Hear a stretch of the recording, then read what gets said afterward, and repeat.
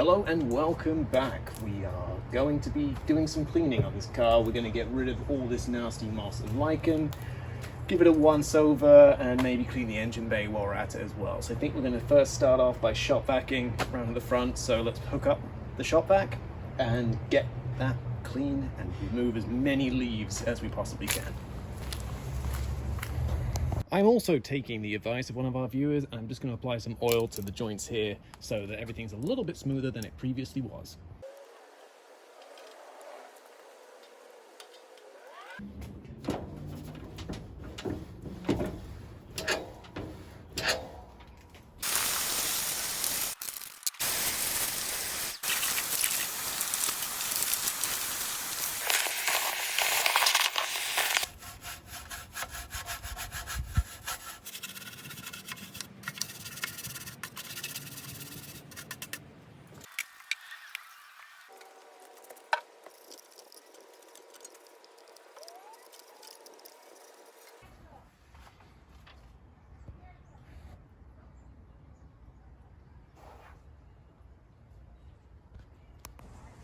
Okay, we're going to get into cleaning it, so let's just give it a hose off and start that.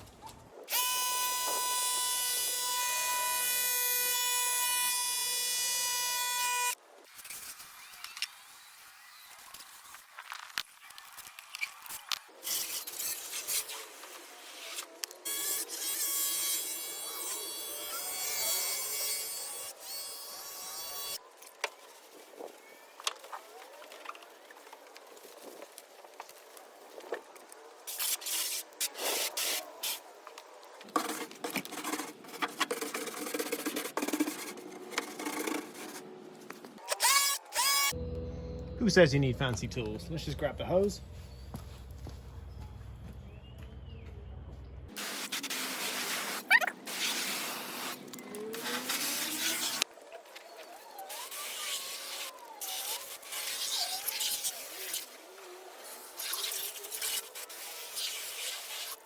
All right, we're going to call it for there for now.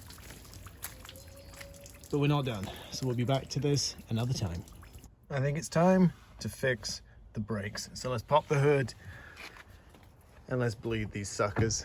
There's our master cylinder. We'll pop this open and then we can begin by starting at the rear, passenger side, driver's side, passenger side at the front, and lastly this one. It took us quite some time, but with that 3/8 wrench we got it loose. So let's hook up this hose and start pumping bad brake fluid.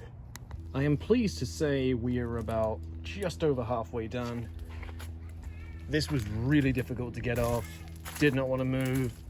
Thankfully, well, this one was a bit friendlier. So we're just going to do the two front ones and then we will see the difference in the pedal. I'm telling you already, this is remarkably better because just look, is actually springing back. It did not do that before. All right, well, all that's left to do is get this cover back on, put this to one side and not look at it for a good while. And I think we are good from here. Good news is the pedal feels way more like a brake pedal now. So I'm going to count that as a win. All right, minor update. You might notice that looks a bit wet. Gee, I wonder why. Could it be something going on with the water pump? The answer is yes. There's definitely something going on here. I either think it is a gasket issue or I didn't put sealant on the lower bolt. So I'm going to take that bolt out, add some sealant and just kind of assess the situation. News update. Finally, I've got the letter from the DMV. I'm hoping this is what I think it is. It is not. Still waiting on the title. It has been at least 2 months now. Extremely minor but important update. I actually have the title. This took way too long, but at last I've formally adopted the 70 station wagon. All right, we're back in the driver's seat and we're trying to figure out what's going on with the horn contacts. and they don't look amazing, to be honest. If I turn this the other way around, you can also see a little bit rusty crusty. So we're going to hit this with some deoxit, give it a scribble scrabble with that, and then see if this is the problem or if it's the relay, because I have no idea at the moment. Key in, give it a click, let those lights come up. Let's see. Nope, and nope. Doesn't seem to be doing anything. More troubleshooting. All right, it is the next day, and we've let this engine cool off. So we are now gonna get this fixed. Got some gaskets, so let's take this cover off, scrape it off, and then get them both replaced, because we might as well whilst we are here. Well, first out, we should probably remove the air filter, because this is pointless for what we are doing. Let's not lose that. I keep losing this in the process, and I feel very silly for doing so. So let's just take this off. Let's put this to one side. We'll just move these out of the way very briefly, and this should be enough for us to get to those bolts. Looks like we just got 1, 2, 3, 4, 5. So let's whack a socket on and get this sucker off. I'm gonna wager a guess. It is our lucky number of, won't show up. Oh yes, the 5/16. Guarantee this is the one that will fit. Let's see, was Jack correct? Jack was not correct. It is half inch. So let's just get these loosened. You know what would make this easier? Longer extension. All right, that's more like it. Okay, we got those bolts out, so this thing should just kind of like rock off a little bit. All right.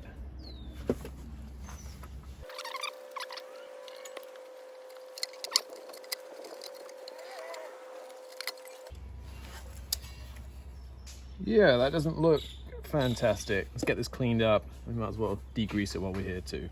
We can see that somebody used some kind of like silicone or something like glue adhesive on this, and these are just, they're perished. So getting a good fresh set in here is gonna make a world of difference.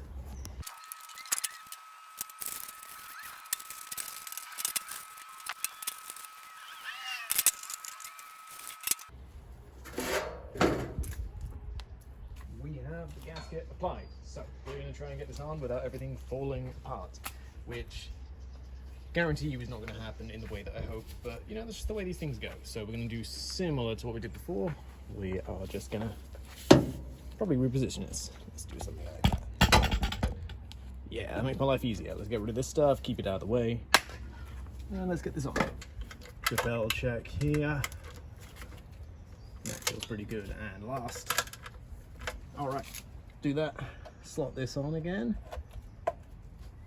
And we're good to try turning this over and see, we're gonna get a little bit of smoke.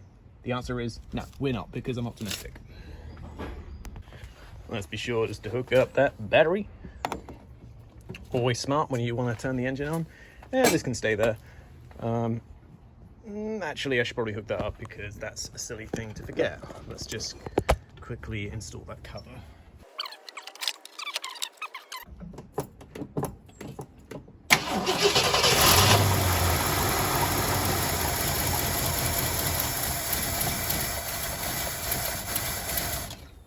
For a cold start, that's probably the best I've had in a while. Let's try again. A little bit more gas.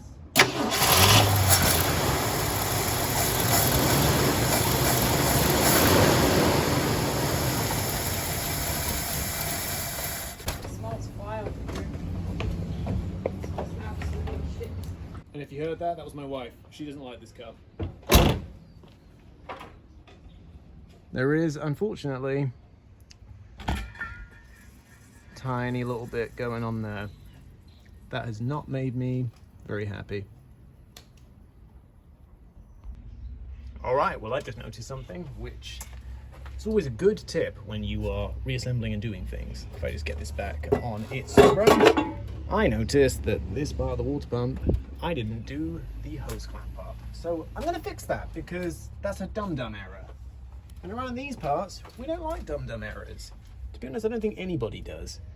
But I don't have a socket with me, so this thing I'll have to do. Everybody likes the meme tool, but this is one of the occasions where it might actually be useful. I don't know, we'll find out. Maybe this is a little bit tight. I can't see because I'm wearing sunglasses because I'm very, very cool, apparently. Can I fit that on there? Oh, that is really loose. Oh dear, that should not move as much as it does.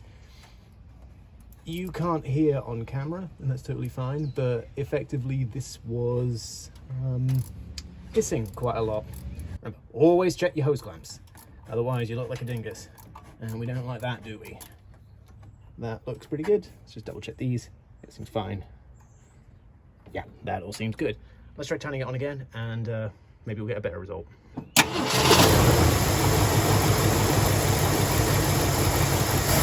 Any hissing?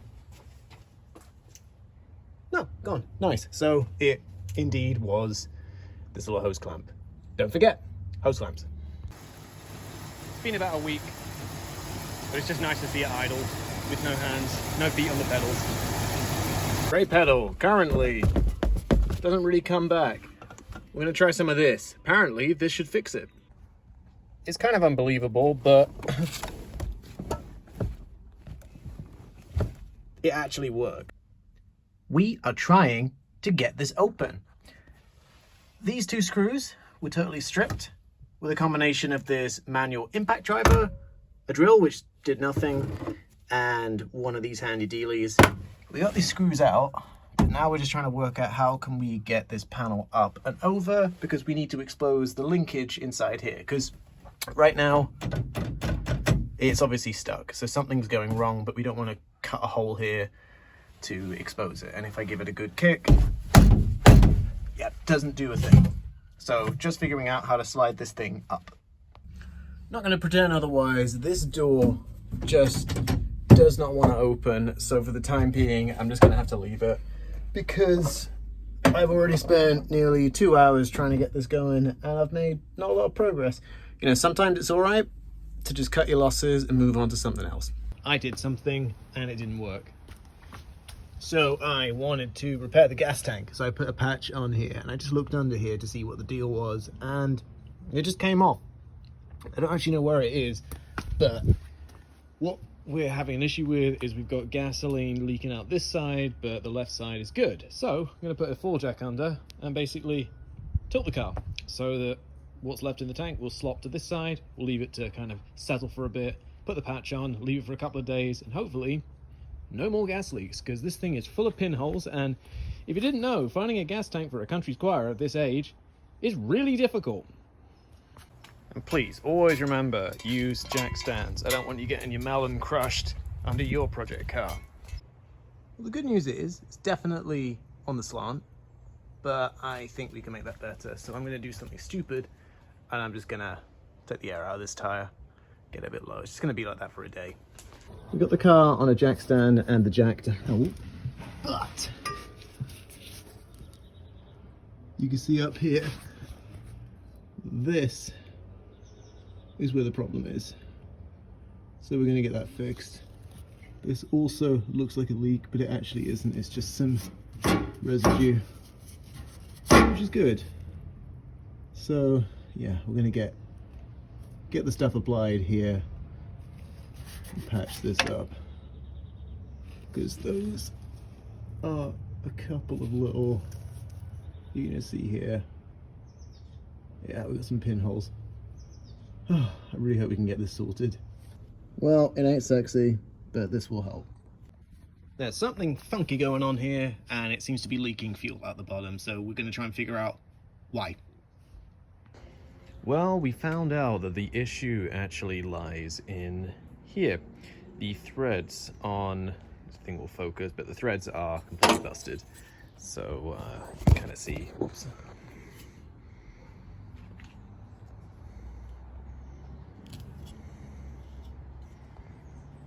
All right, we have an update. These threads are kind of sharp, and that is pretty much the main reason this thing will not slot on. So we're just gonna do a little filing to get these threads down so they'll actually go in, and this will be a temporary fix, because this definitely needs replacing in the future, but I don't have a tube flaring kit yet, nor do I have any of these flare nuts, so we're just gonna do this to keep this thing alive.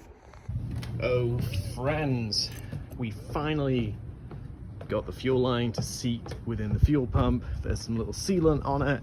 There's gasket sealant. There's all that good stuff. So we're going to take these and we're just going to see, do we have any leaks still? It is very possible the answer is yes. However, I'm just glad at the very least that we physically have a fuel line attached and not just loose and flapping around. So let's give it a couple of cranks. Or just one. Okay, try that once again.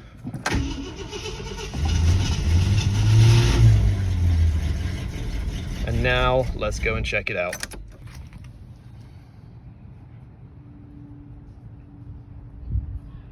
It looks like we are clear. Well, we've got to a stage where I think this thing is about as done as I personally can get it without all scope creep.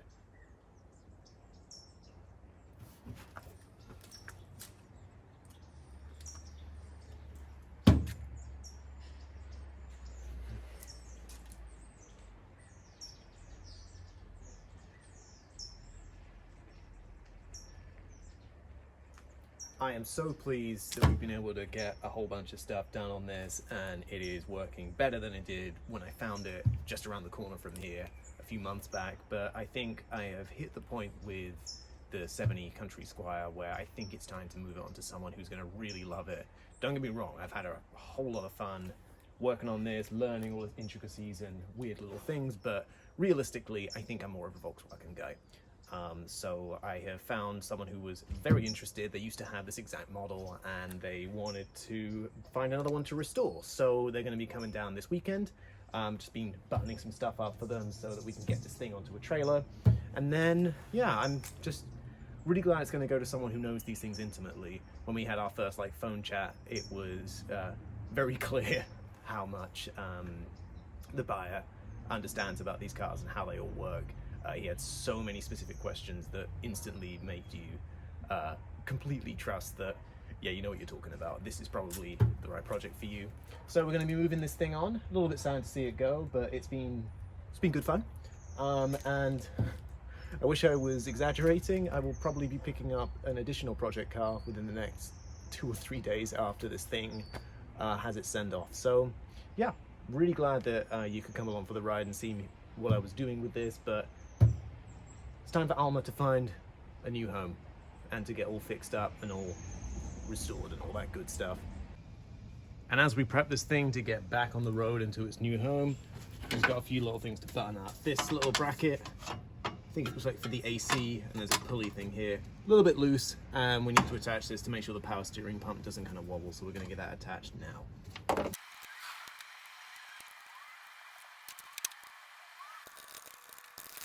If you haven't yet got any ratcheting wrenches, get them. You will thank yourself before you know it.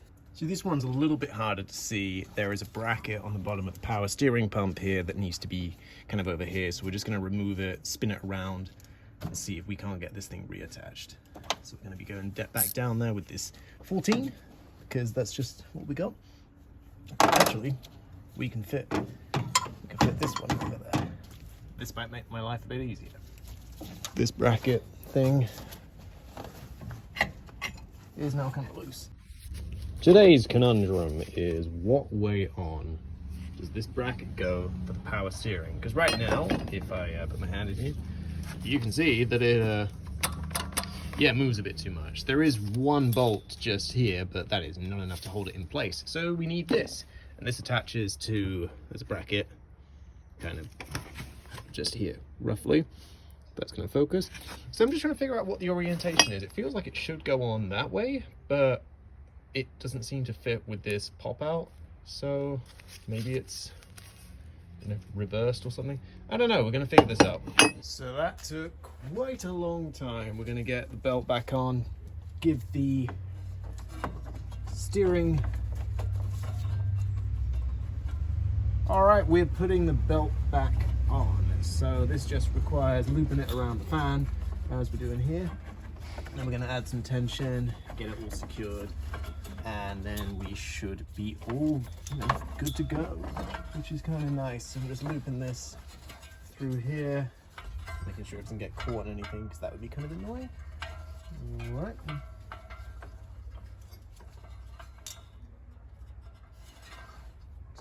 on this bit.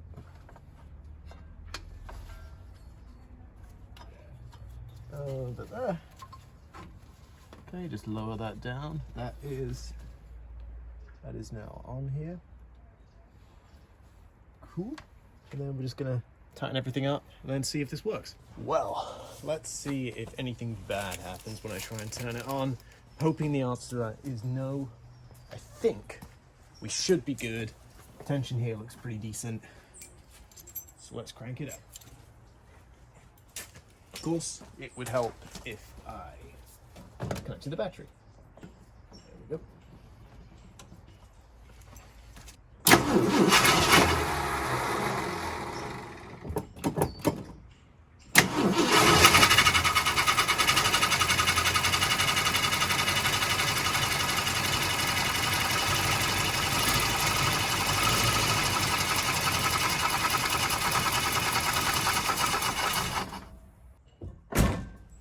I think we're going to be able to get this thing on the trailer.